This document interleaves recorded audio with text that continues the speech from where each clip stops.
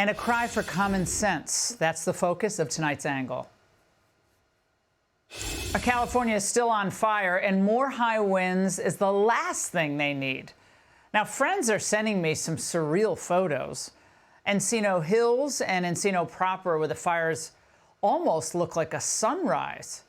Above their place on Mulholland is surrounded by the National Guard. And finally, fire trucks are being pre-positioned along with other emergency vehicles in this Bel Air Church parking lot.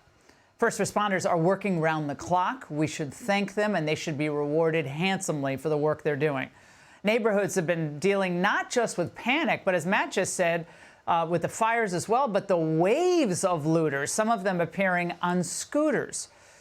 Well, these 4 pieces of human fungus were arrested in Santa Monica over the weekend. More on that coming up. One of them was even busted with a dagger and a window-breaking tool.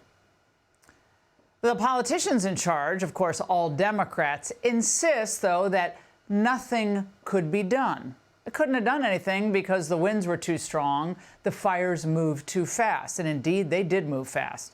But of course, we all know that the mayor was thousands of miles away on an international boondoggle when ominous weather conditions were forecasted. Even though she promised, by the way, when she was elected, she would not go on foreign excursions. Just another politician's promise broken. Now, we know that for whatever reason, they did not pre-position enough fire crews in vulnerable areas when Mayor Bass was over there in Ghana. We know they allowed at least one major reservoir to remain out of operation. That was critical. And that, of course, in some areas, water pressure fell dangerously low and sometimes even ran out of water altogether.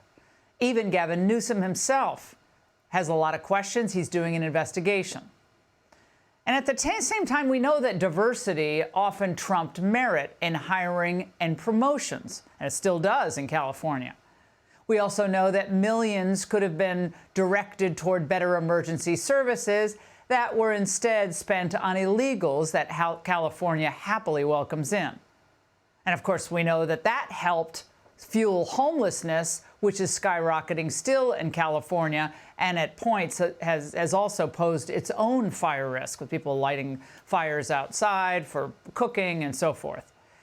And of course, we know that will strain the school system, which now ranks a pathetic 34th in the nation, despite the highest taxes in the nation for the people who live there.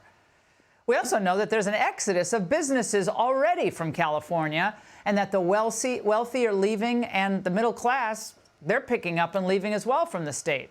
It's simply too expensive. So although California is so incredibly beautiful, it has so much promise, so much still brainpower, such rich history, courtesy of horrid liberal policies, California has, in a metaphoric sense, been burning for decades. Now, given this, why should we listen to the same people who helped cause the education disaster, the fiscal disaster, the immigration and homelessness and drug disaster, and who didn't get the state ready soon enough to battle the current disaster? Why should we listen to any of them about how to fix California going forward, when the flames are finally put out? We know this already. We know it's going to take hundreds of billions of dollars to rebuild L.A. County. And Newsom, he has bold plans. We're already organizing a Marshall Plan. We already have a team of looking and reimagining L.A. 2.0. We're already talking to civic leaders. We're starting to organize how we can put together a collection of individuals on philanthropy for recovery, how we can organize the region, how we can galvanize the community with folks that love this community to really develop a mindset so that at scale, we're dealing with the scope of this tragedy and responding to it at scale with efficiency. Too much hand gestures. All right, over the weekend, Newsom tried to stem the public's anxiety and anger by signing an executive order to streamline permitting for the rebuilding of lost or damaged property, even nixing some environmental regulations that, of course, hampered builders in California for years now. Well, we're actually encouraged by that, but the proof will be in the pudding. The main concern of so many who've lost their homes is having the ability to rebuild their single-family homes Again, given the high costs and given the fact that in some cases, like I believe State Farm was one of them, insurance companies began to pull out of California. That's also because of the California regulations not letting rates go up. But in California, environmentalist radicals have succeeded in making the state among the most expensive for construction costs in the United States. Because the liberal dream that's been called sustainable housing, which really means high-density housing for most people, meaning goodbye single-family homes, hello to high-density housing.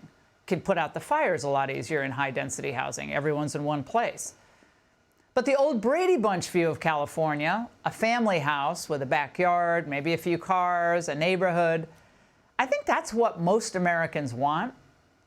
But I'm telling you tonight, despite what we're hearing from Gavin Newsom, and we look forward to seeing his plans, do not be surprised if you start hearing more politicians and more activists clamoring for smarter, safer housing options, which, again, on the surface, it sounds great, right? Who doesn't want smarter and safer homes? But remember, they're going to blame everything on climate change, meaning they can't really do anything except change the way you live. They can't govern differently. They can change the way you live. And always remember this.